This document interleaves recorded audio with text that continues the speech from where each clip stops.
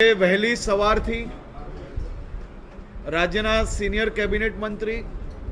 રાજકોટના પ્રભારી મંત્રી શ્રી જીતુભાઈ વાઘાણી જોડે ઇન્ડસ્ટ્રી વિભાગના સૌ સિનિયર અધિકારીઓ,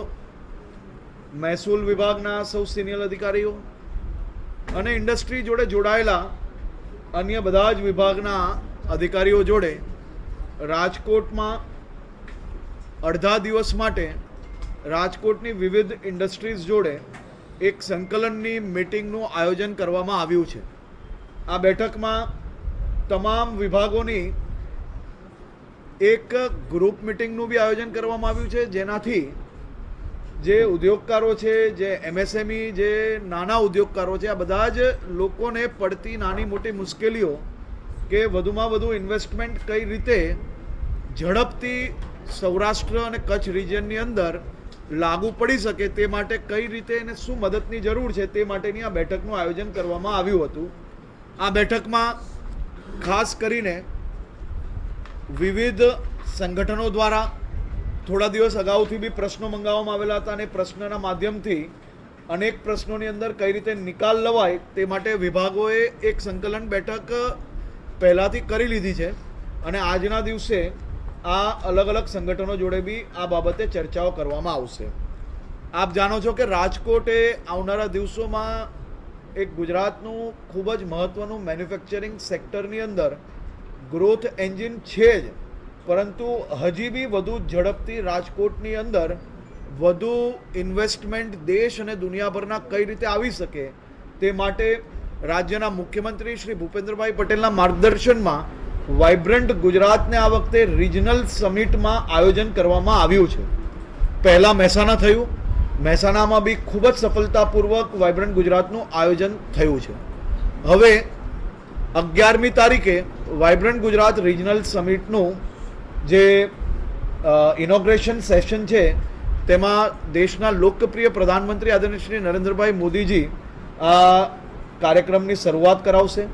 અને વાઇબ્રન્ટ ગુજરાત રિજનલ સમિટ રાજકોટમાં આયોજન થવાથી રાજકોટ અને કચ્છની અંદર હજી બી ખૂબ મોટા પાયે ઇન્વેસ્ટમેન્ટ આ વાઇબ્રન્ટ ગુજરાત દરમિયાન અને આવનારા દિવસોમાં આવશે। આદરણીય પ્રધાનમંત્રી શ્રી પોતે જ્યારે વાઇબ્રન્ટ ગુજરાત રિજનલ સમિટમાં રાજકોટ આવતા હોય તો એનાથી બી રાજકોટની અંદર મેન્યુફેક્ચરિંગ સેક્ટરમાં એક ખૂબ મોટું સ્થાન બનવા તરફ આગળ વધી રહ્યું છે। રાજકોટ પોતે જ હમણાં સુધી તમામ સેક્ટરની અંદર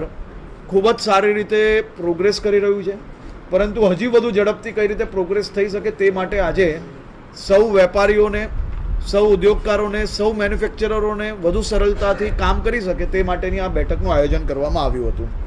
ગુજરાત રાજ્યની ઔદ્યોગિક નીતિની વિવિધ યોજનાઓ હેઠળ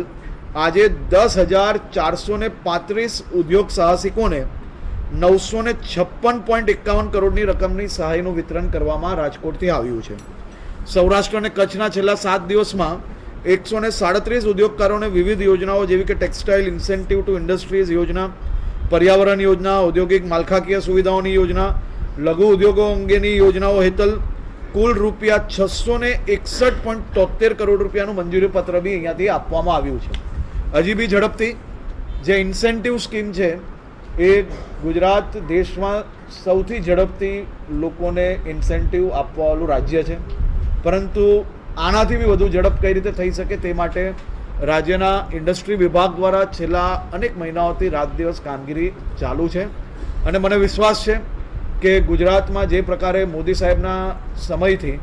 ગુજરાત દેશમાં સૌથી વધુ ઇન્વેસ્ટમેન્ટ લાવવામાં સફળતા પ્રાપ્ત કર્યું છે, આવનારા દિવસોમાં બી ગુજરાત આ જ ઝડપે અને આનાથી બી વધુ ઝડપે મુખ્યમંત્રી શ્રી ભૂપેન્દ્રભાઈ પટેલના માર્ગદર્શનમાં આખી સરકાર